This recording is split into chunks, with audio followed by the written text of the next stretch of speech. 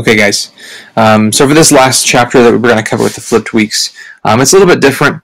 I'm actually going to go ahead and use the presentation that came with our textbook, because it does a really good job of kind of breaking down the outline. And I'm not going to spend a crazy ton of time talking about some of this stuff because it really is pretty thematic as far as like the changes and stuff like that are going to be going on in U.S. history. So I mean, real quick, here's a breakdown of the highlights and things like that. So, I mean, this video shouldn't take you very long. In fact, I'm actually going to post the notes, the PowerPoint with this little short video to kind of let you guys print this out and have this for your reference. Now, don't you just use this as the only notes you take from Chapter 10. Make sure you understand those key terms, because that's going to help out, especially later on down the road. So make sure you are writing down those Chapters 9 and 10 key terms that were posted on Google Classroom earlier this week. So just make sure you are doing that and staying up to date with finishing your project, and then also getting to the point where you're not getting behind on your reading. So two very, very important things. Make sure you are doing those. So to kind of go real quick through here, right? So the highlights here, the theme for this one is becoming a not so baby United States anymore. To developing your own sense of doing things, your own identity in the world. So to kind of run through a few things with this, the American population, we're going to see massive, massive growth, especially in New York City, like notably between 1820 and 1840. Notably for a lot of immigration issues, they're going to start to pop up, and that's actually going to be a political issue. If you've ever seen the movie, I'm drawing a blank. Gangs of New York. Now, it's not doesn't exactly line up precisely with history, but the whole like anti-immigrant, immigrants becoming their own, like I guess sections of the city and having that divisiveness, is going to start ramping up. So that's something that you can kind of take note of. So changing population, you guys can check out this chart, just kind of look how astronomically things explode going into 1800s because of all the different innovations and things like that. Immigration booms the turn of the century, especially after the War of 1812, when things start really becoming apparent that the United States is not going anywhere, and they're actually going to be around for quite some time. Immigration, urban growth, rapid urbanization, surging immigration, German and Irish immigrants. Okay, notably, the big concept to kind of understand with this is urbanization, larger city growth. That's also going to lead to more manufacturing jobs, more factory jobs, and then also the rise in how those factories conduct business and how those factories are actually executing their day in and day out routines and things like that. So that's also going to lead to rise into the whole concept of labor unions, and that's going to leave a huge mark, a huge impact on the course of human history, as well as U.S. history moving forward. So make sure you understand that concept as to where you're seeing the rise in urbanization and why immigrants are coming to the United States and things like that. Shifting on here, so we'll skip this one. Maps, the rise of nativism. So I mean, this is something that is not necessarily a foreign concept as to why it's just unique to the United States or anything like that. Nativism is something that's been around for quite a while. So I mean, you're going to see an idea that Native Americans, like the Native American Party, we hold more political prestige because we've been here longer. We hold the whole concept that we are most important, and we should be the ones that decide how this country is going to move forward, how this country is going to evolve, and things like that. So this is going to be a somewhat new type of mindset that's going to start to rise up. And it's really going to take on more of the anti-immigration mindset. Or anti-immigrant behavior in response to the waves of the German and Irish immigrants that are coming in and things of that nature.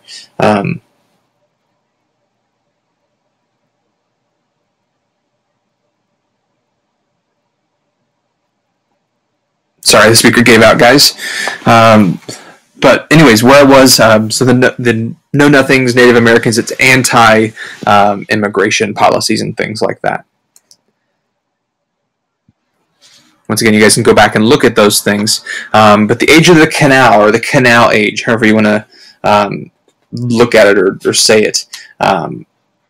Basically, this is a huge American ingenuity segment, past going into the 1800s.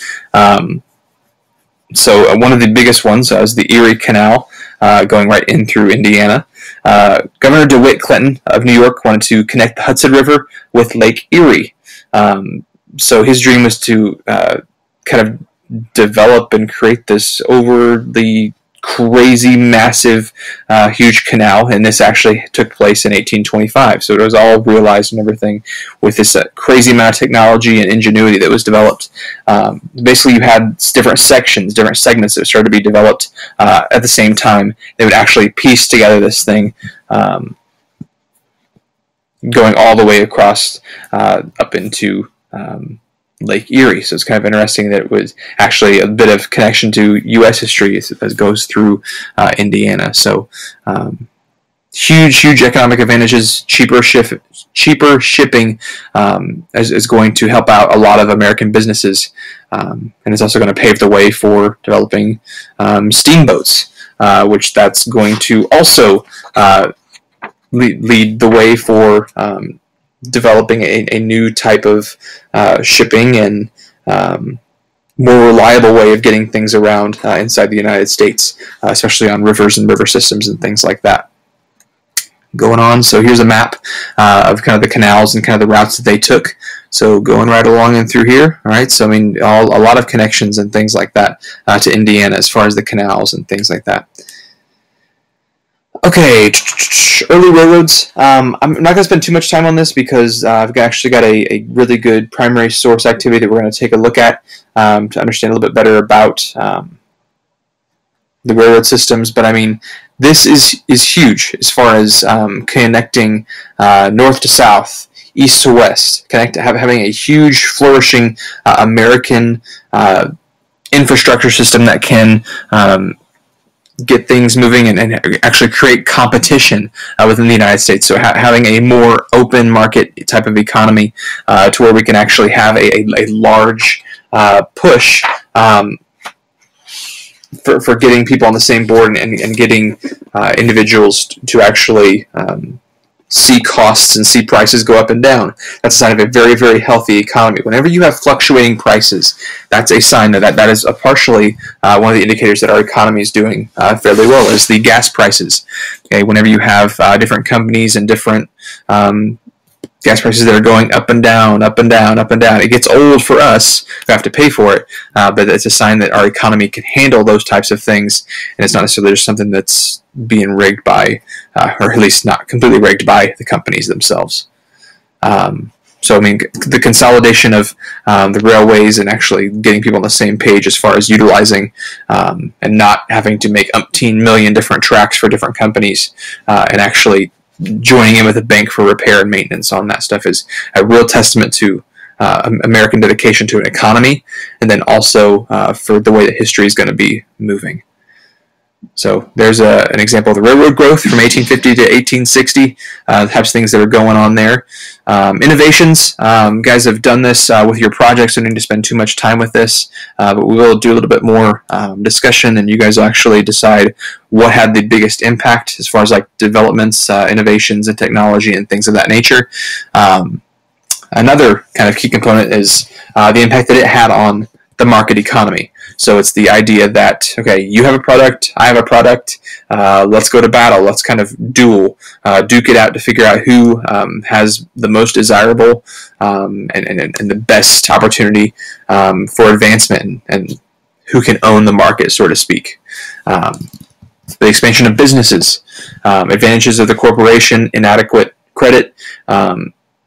And the reason this is whole like talking about inadequate credit is because you're going to see a huge spike in the desires to start new businesses and things like that going because of the huge influx in immigration, because of railroads, because of canals. This is kind of the culmination of where America is at this point and how it's going to create this big sectional almost divide because you're going to have the rise of the more the haves and have-nots. inside the United States. That's also a part of a growing and changing economy. Emergence of the factory, we're going to be doing something with this one. Shoe industry, industrial Northeast. This is something that's really going to start to see a kind of unified view of what the role of factories are and how they're conducted, but then it's also going to lead to a lot of lawsuits later on down the road because there are people, unfortunately, who are treated very, very poorly by working in factories, people who die because of inadequate safety measures that are taken inside of factories, kind of proving the point that you need some sort of regulation instead of just having free, unrestricted business practices in order to save money and cut edges. So that's something else to think about. Kind of talked about those things. The Lowell system, recruiting native workers, native workforces. Just to kind of briefly go into that, this was a factory system developed in Massachusetts.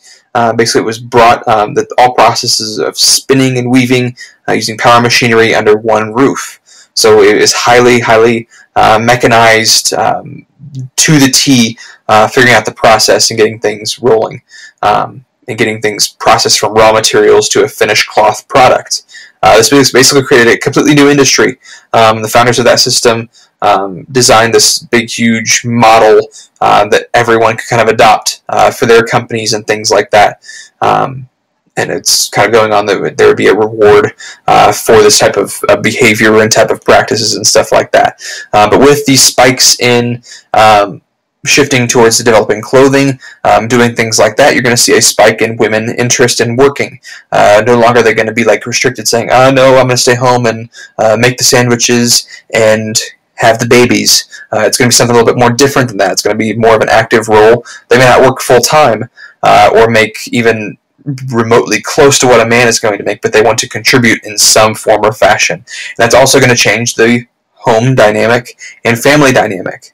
It's going to create a huge rise in the desire for full-time education, to be involved in school, going from a kindergarten, pre-K, preschool, is starting to make some connections here as to some of the things that we see today that we don't really think about. And it's from this point where women decide that they want to go into the workforce. So yeah. Kind of already talk about this one. And we'll be kind of diving a little bit deeper into that as well. Fighting for control. Okay, here's an interesting one. The divide in the working force or working class, and the fact that you're going to see a huge spike in unions. Okay, so in the whole mindset that there should be some sort of protection put in place for individuals who are needing increases in pay or benefits. So it's something to kind of think about, and what many sociologists actually look at before you have working unions and labor unions. It was basically slavery of the common working man. Now that it may be kind of an extreme role or an extreme view for a lot of people to kind of wrap their heads around, but the fact that you would go and work for 45, 50, 60 hours a week, be paid pennies on the dollar, and for that, even at this point, right, that's not much, and that's for the week of work, and struggling to make ends meet and things like that. I mean, a lot of sociologists think that was very, very rough and one of the darkest points in U.S. history. So kind of understanding that mindset, and that's why I have the quote-unquote free labor there.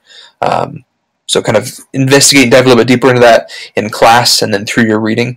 The rich and the poor, kind of going off of that a little bit more elaborative, you're going to see huge spikes in minority groups. If white individuals have it bad, minorities, African Americans, will have it worse. That is just kind of the general gist and the pattern that exists in U.S. history. I mean, anytime you see or hear statistics about dropout rates and things like that, I mean, it just kind of seems to be kind of ingrained in our society, and we will actually talk more about those different types of social fabrics and things like that once we get closer to like the 1950s and 60s. It's like policies that were created then, and their impact on life today for minorities and African Americans and things like that. So stuff like that will be coming up, and will be kind of a hot topic that we'll address. But it's very, very interesting and very, very cool. But I'm also a nerd, so we'll see. Middle class life changes, the changing family. Talked about that one, kind of jumping the gun. But you can go back through and check out these notes later. Women in the cult of domesticity. We're going to look at kind of a quote-unquote Bible for the roles of women that was developed early on, going right around 1800s, going up to 1830s. I'm not exactly sure about the date, but the roles of women in society, if they should be educated, should they be paid for work, should they have the opportunity to work, things like that. What makes a good wife, what makes a good mother. Women go under immense scrutiny for deciding that they want to go and actually get jobs and contribute to the income of the household. So this is actually going to be a kind of a hot topic that we will hit on a little bit in class. Now we will not have a debate about feminism and things like that, so that's not something that we're going to dive into at this point. It's just to basically introduce that the dynamic of women going to work is going to lead to a lot of debate and a lot of bickering in the United States, and it's still even kind of something that to an extent pops up and people talk about. Skip that one. Okay, so it's kind of the rise of sectionalism. Okay, the differences in the locations and the regions and stuff like that. And we will actually create this kind of map to show changes by region. So Midwest, the Northwest, the Northeast, areas of the United States to kind of break down on what's going on in the southern states, to kind of see this huge dynamic, this huge divide that's starting to build up inside the United States of America, and try to understand how and why, even with like the developments of Eli Whitney, with his creation of the cotton gin and mechanisms, and how his inventions are really going to pave the way and start to get us to question what the role of government is and what the role of the economy is in our lives. So to kind of go back and think about like just the overall themes and things like that, okay, you're going to have a huge divider. I mean, it's sectionalism. That is the theme of this chapter. The United States was growing by leaps and bounds, but each section of the country had its own problems particular to that region. And each section of the country was most interested in its own problems. So, like building the Erie Canal through New York was one of the interests for landowners and things like that, and developing that type of land and that type of opportunity, leading to cheaper shipping costs and growing the economy in those parts of the region. It will also have a big impact through the states that it's going to cross. The southern part of the country was looking for more of a continuation of the plantation system that produced so much wealth for southern planters. Slaves were needed to maintain the massive amounts of cotton fields. More hands are needed to harvest the cotton, especially as the cotton gin is going to start coming on to the playing field here. The disdain in which the Southerners held for most of the Northern society, it's not necessarily easy to comprehend and kind of understand, but that's something else to kind of take note of. The West was an entirely different story. The West, a man could start all over and build a new life for himself. There with like younger children and with his wife and things like that. It was basically the opportunity to go and move out there and start and develop your new homestead, and get things rolling out there. So it was kind of a different type of place. Because of each set of needs and each set of problems, finding a consensus in Congress grew much, much more difficult with each election. As you can imagine, and you guys know the trajectory that we're on. The North grew more against slavery when the rise of abolitionists start coming up. People were becoming more vocal about the crazy atrocities that are happening with slavery. The South grew to fear that rhetoric and really despise people who were talking out about it. Their very way of life was being threatened and things like that. So, or that's the way they felt anyways. The West being large enough to absorb almost anything was not so obsessed with the slavery issue, but it's going to start popping up, especially as we start applying for statehood. But the West was interested in getting its concerns heard and getting its fair share of government support. A lot of curious things are happening in the United States at this point, so hopefully it's kind of keeping your interest in things like that, and kind of the next chapters moving forward. We'll be talking about cotton, the peculiar institution that is slavery, and kind of how economically it makes a lot of sense. But at the same time, it's completely wrong and disgusting. So that's it for this chapter, for this video. Hopefully this helped out a little bit for like some thematic discussions. I will post this to where you can actually print it and have this as a resource. Other than that, we will call it quits for this one. And I'll stop recording.